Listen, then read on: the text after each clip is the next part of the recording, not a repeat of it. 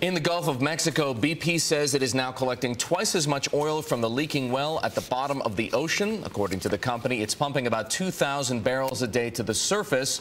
BP also says it has spent $625 million trying to plug the leak and clean up the growing oil slick. If lawyers have their way, though, BP is going to be spending a lot more. Daniel Becnel is one of them, a lawyer for hundreds of fishermen and shrimpers in a suit against BP and Transocean and other defendants that seeks class action status. Danny joins me now from Metairie, Louisiana. Danny, let's start with this. How much are you seeking at this point? Well, just the environmental damage alone will cost between $20 and $50 billion. How do you come up with that estimate? Well, if you have a gas tank that is leaking under a service station, it costs in Louisiana between $250,000 and $500,000 to clean that up. You can imagine what the cost will be on the hundreds of millions of acres that are out in the Gulf and along the coast. That is, of course, once the oil reaches shore. We haven't seen much of that just yet, correct?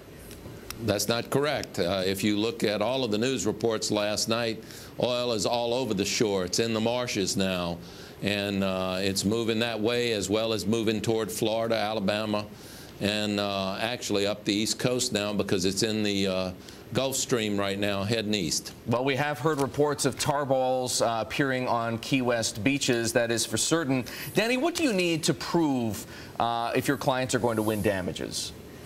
Well, Mike Williams, the electronics technician for the oil company, there was a big fight between about 3 people just prior to the explosion. And BP from Houston was sending them instructions of how to do it. And a number of the people on the rig disagreed. And because they were behind schedule, they wanted them to start removing the mud. That caused the catastrophe.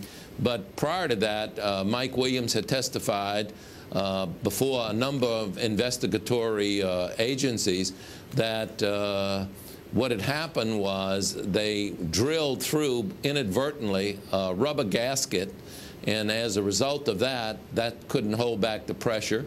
You had a leaking BOP, which is a blowout preventer, and that was a 10-year-old device, and it had never been tested.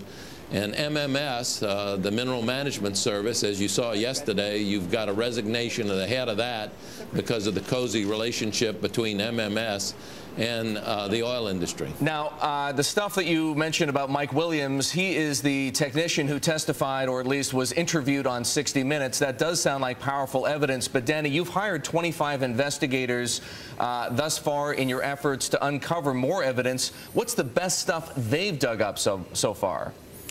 Well, we have internal emails that we have.